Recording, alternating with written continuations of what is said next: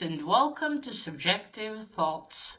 And our comic for today is Frankenstein, New World, The Sea of Forever, Issue 3 by Dark Horse. Now, there is fighting, monsters, and a bit of blood in this one, so if you are in any way squeamish, you have been warned. Also, spoilers. Alright, here's the team.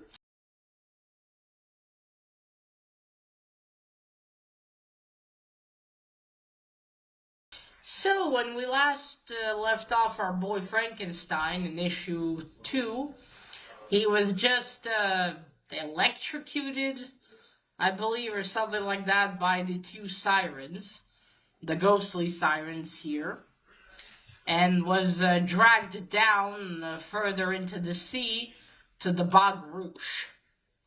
So we start this one with him being dragged and surprised that although these two sirens are ghosts, they were able to hurt him. He's, oh wait, 1 second. Yeah, he's very surprised by that. Okay, they're dragging, it looks so ghostly.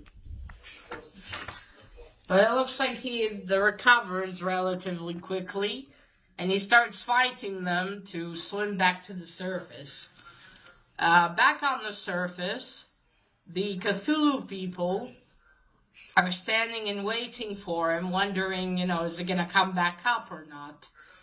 And then he does, and the leader yells to the other Cthulhu people, quickly, attack them, aim for the eyes that they no longer have, I think.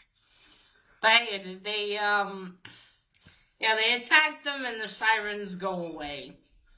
Then Frankenstein asks, where is Lilja? Because as he's being dragged, as he was being taken lower, he heard Lilja scream no in his mind. So he asked the Cthulhu people leader, he said, where you left her? So he runs to Lilja. She's out on the beach. And she's like, Frank, guess she had another dream. So she already knows, the lady in her dream, she calls her the Star Goddess. And the Star Goddess told her, about the evil, and she is also scared. And Frank tells her to not worry, it will be alright. And he hugs her. So it looks like Mark is even scaring this goddess. Or whatever, the Star Goddess. Okay, then we go to Merc. Back to Merc and his creatures that he turned into vampires. Okay, 1 second. Okay. Yeah, and he's, because he wondered what to do, he can't cross the sea, because when the sun rises, he's going to turn into ash. But then he looks at the sea, and the fish swims out, and he's like, oh, I understand, and he goes under the sea with his vampire followers. And he's like, great, now I'll get to, because he craves to take the spark or essence from Frankenstein and Lilja. Then we go back to the Frankenstein and Lilja and the Cthulhu people. And Lilja and Frankenstein have a talk about, there is conflict in the world. Because Lilja's like, well, if there is conflict, if it's a thing of nature, then what is evil? Frankenstein explains to her that evil is malice, evil is cruelty. The conflict is a natural part of nature, of the world. So there's that, and then we'll just say, well, maybe, what if we find out why the sirens are doing what, taking away the Cthulhu people, wanting to hurt them and kill them, since they're ghosts. They don't feed, they're dead. Maybe if we can understand, are they doing this, maybe the Bog Rouge is forcing them, or they have no choice, or maybe they truly are just evil. Maybe we can make them understand. Then we go back to Merc. He's swimming under the ocean with his vampiric creatures. It looks like it's not old Peachy, because the sun rays still hurt him even in the ocean. And there's still he still has his hunger, but he is a cunning creature, as we're told, and so he has a plan. Is these like kind of like worms with they have a mouth like in that show with the children, what was the shit? If you know, the one with the girl that's called 11, that show, it was really popular like 8 years ago or something. I can't believe I forgot the name. But they have this creature, the Gorgon. Is it the Gorgon? Anyway, the Gorgon's mouth, that mouth is on this sea worm thing. Is what I was trying to get at. Stranger Things. That's what that was called. Yeah, so that thing has that mouth. So, sorry. Okay, so that's what it looks like. So he swims towards one of these, and he bites it, drinks its blood, and then turns it into another one of its vampiric creatures. His vampiric creatures. And so he solved the problem. Now he and his followers hide inside the sea worm, and now he'll get food and protection from the sun rays. So that's it. He's swimming towards Lil Jen Frankenstein. And then we go back to... No, we don't go back into Lil Jen Frankenstein. And we go... Apologize, just so much happening in this at once. I don't know. Okay, we go back to them. They want to go and talk to the sirens, but the Cthulhu people, their leader says, I command you to stay. Because what he's afraid of is, Frankenstein is the first to ever escape from the sirens. And, if they go and speak to them again, because, they're angry and hungry, his people will face the consequences, which makes sense. Okay, and he tells them, well, let's hope you are wrong. Okay, and then we go to the lair of the Bog Rouge, and we see Hellboy. And it says, come on, let's get out of here. And he says, I can't. Why not? So, okay, let me just check. Alright. Now, we go to the Bog Rouge. And I actually know of the Bog Rouge, I just didn't remember. This goes back to an adventure Hellboy had after he left the BPRD in 2003. He, on his travels, he gets ambushed by 3 mermaids, and they put a golden nail in one of his horns, and take him to their grandmother, who is the Bog Rouge. But she curses all of them, because they do it for wishes from her, but they curse her. Anyway, there's 3 of them, they're all sisters. 2 of them are killed. Their wishes cause their deaths. And the 3rd sister, she ends up, because Hellboy helps her, and then she helps him again, and she ends up being cursed with immortality and becoming the next Bog Rouge. Because there always has to be a Bog Rouge. It says, since then the world has ended, and a new world has begun, because the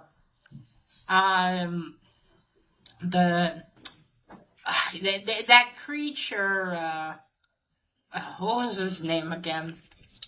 The creature in the Hellboy stories that they were all afraid of, he ended up rising. Yeah, he ended up rising and destroying the world. So the Baruch is sleeping. The two sisters go to her. One of them wants to wake her because she has dreams. You know, she sleeps. There we go. The rise of Ogdoru Jod. In this prophecy, he did wake up. There we go. So yeah, one sister wants to wake her so she wouldn't have these dreams. But the other tells her, leave her be. It's better off when she's asleep. And so she wakes up, she dreamt of her past life. And she wakes up and, you know, she sees everything. And their father, his ghost, I should say, stayed with her back in the story. The father stayed with her because her wish was she wanted to get her father's sword back.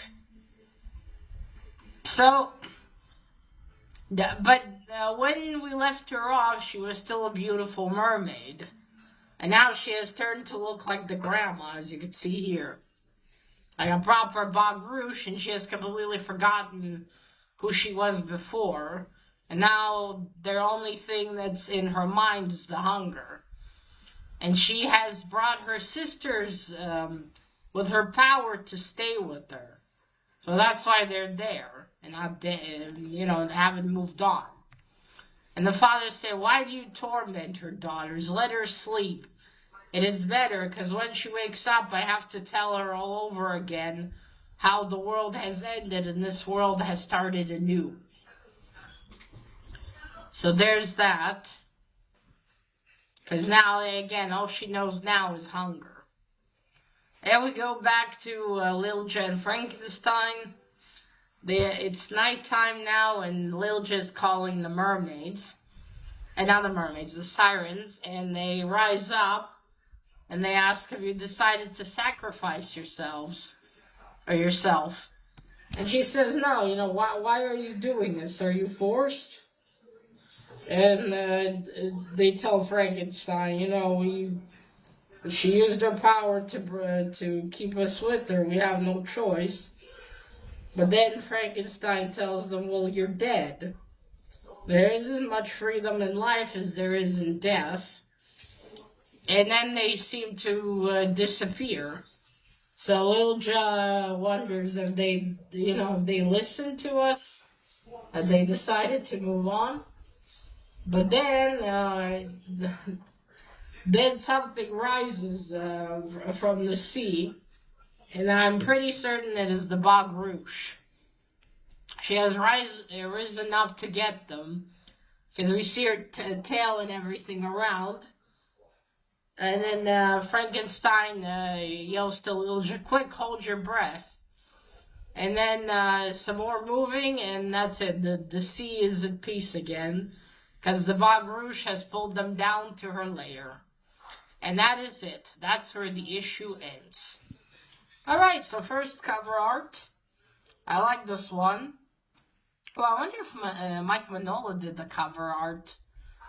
Certainly looks like his, but I don't think he did. I think he just wrote on this one. But still looks really cool. Look at the sirens.